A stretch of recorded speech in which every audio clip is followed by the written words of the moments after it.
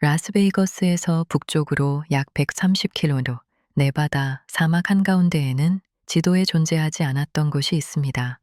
우리는 이곳을 에어리어 51이라고 부릅니다. 수십 년간 대중문화는 이곳을 외계인의 사체를 보관하고 추락한 UFO를 역설계하는 곳으로 그려왔습니다. 1989년 밥 라자르라는 인물이 자신이 이곳에서 비행 접시의 추진 장치를 연구했다고 폭로하면서 이 신화는 전설이 되었죠. 2019년에는 무려 200만 명의 사람들이 외계인을 구출하자며 이곳을 습격하겠다고 선언하기도 했습니다. 하지만 오늘 우리는 음모론을 이야기하려는 것이 아닙니다. 2013년 CIA가 기밀 해제한 수백 페이지의 문서와 전직 요원들의 증언은 우리에게 전혀 다른 이야기를 들려줍니다. 그곳에 외계인은 없었습니다. 하지만 그곳에는 당시 인류의 기술로는 불가능하다고 여겨졌던 외계 기술로 오해받을 만큼 압도적인 무언가가 실제로 날아다니고 있었습니다. 이것은 냉전 시대, 적의 눈을 피하기 위해 목숨을 걸었던 파일럿들과 엔지니어들의 진짜 이야기입니다.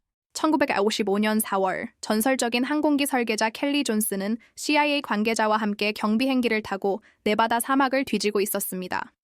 그들은 소련의 레이더망을 뚫고 정찰할 수 있는 극비 정찰기 U2를 테스트할 장소가 필요했습니다. 그들이 발견한 곳은 2차 대전 당시 사격장으로 쓰였던 마른 호수, 그룸 레이크였습니다. 활주로가 따로 필요 없을 정도로 단단하고 평평한 호수 바닥은 천연 비행장이었죠. 켈리 존스는 척박한 사막으로 기술자들을 끌어들이기 위해 이곳에 아주 아이러니한 별명을 붙입니다. 바로 파라다이스 렌치, 파라다이스 렌치, 즉 낙원 목장입니다. 하지만 실제 생활은 낙원과 거리가 멀었습니다.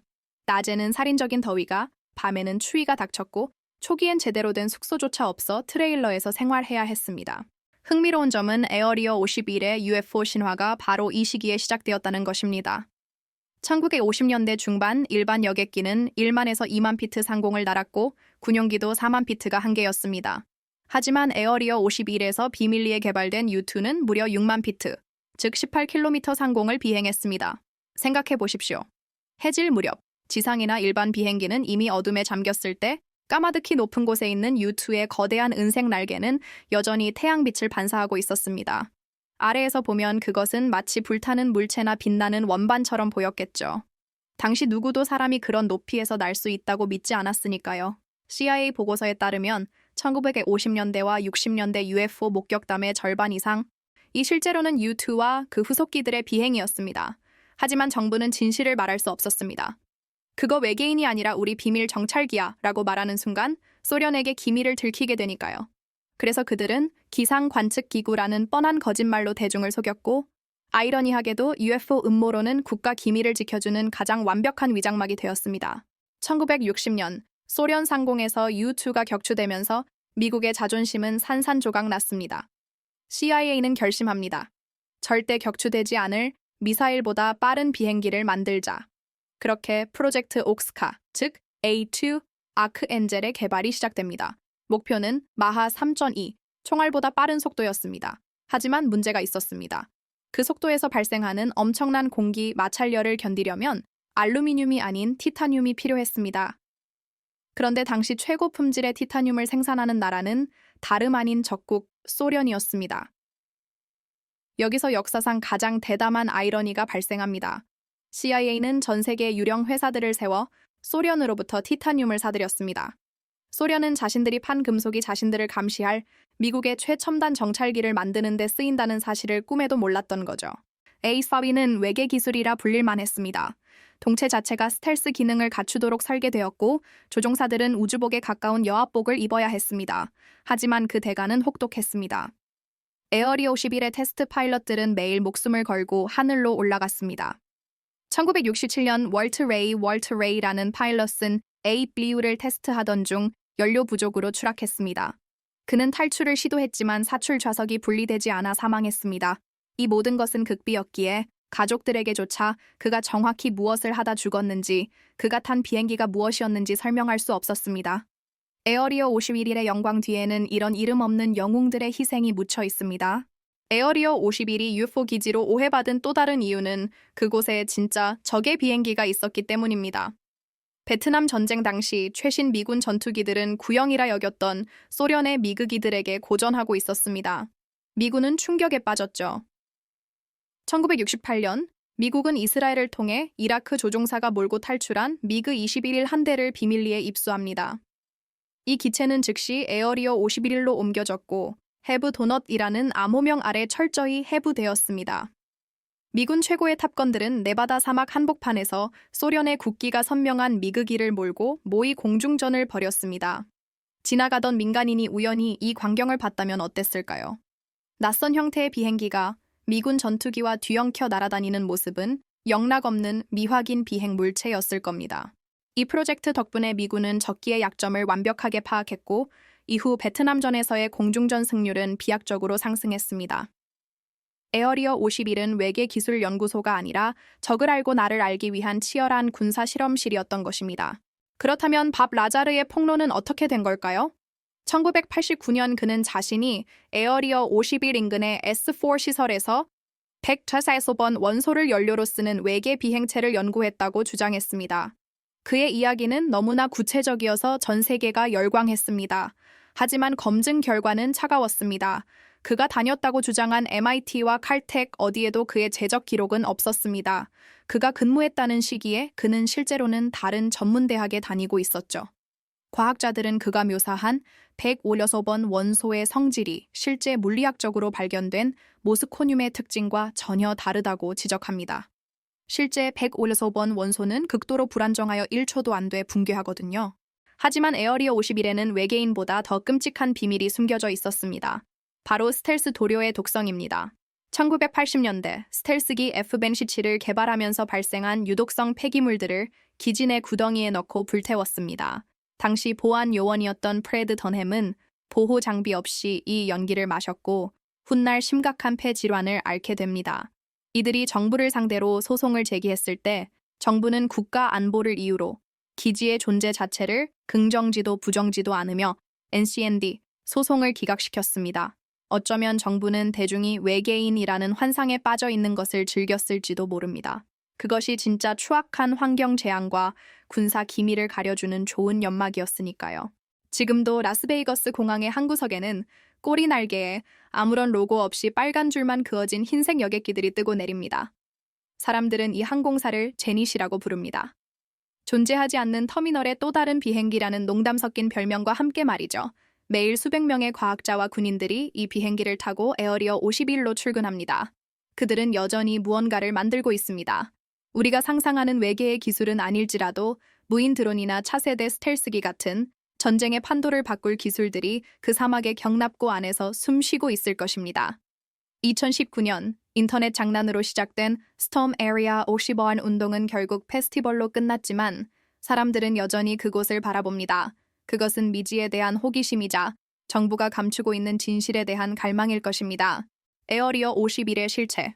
그것은 외계인과의 조우가 아니라 냉전이라는 극한의 상황 속에서 인간이 만들어낸 기술적 기적과 그 뒤에 숨겨진 희생, 그리고 비밀주의가 낳은 오해가 뒤섞인 현대사의 단면이었습니다. 어쩌면 진짜 미스터리는 외계인이 아니라 불가능을 가능케 하려 했던 인간의 집념 그 자체가 아닐까요?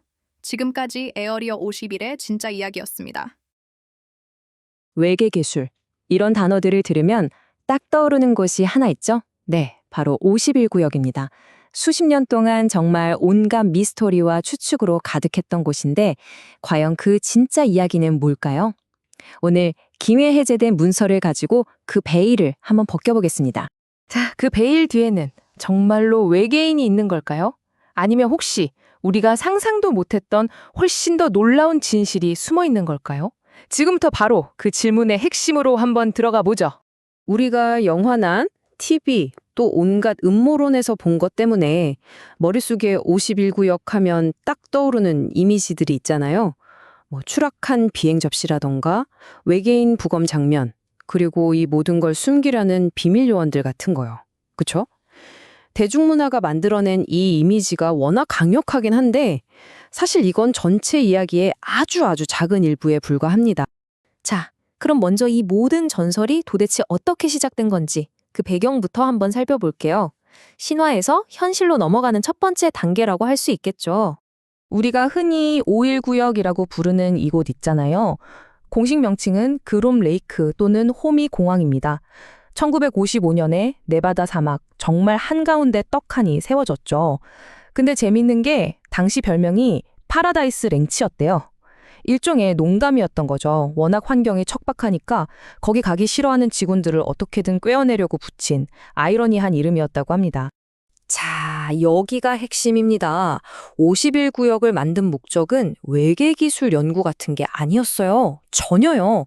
진짜 목적은 바로 냉전 시대에 소련의 그 빽빽한 방공망을 뚫고 적진 깊숙이 들어갈 수 있는 그런 혁신적인 정찰기를 개발하고 테스트하기 위한 그야말로 1급 비밀 기지였던 겁니다.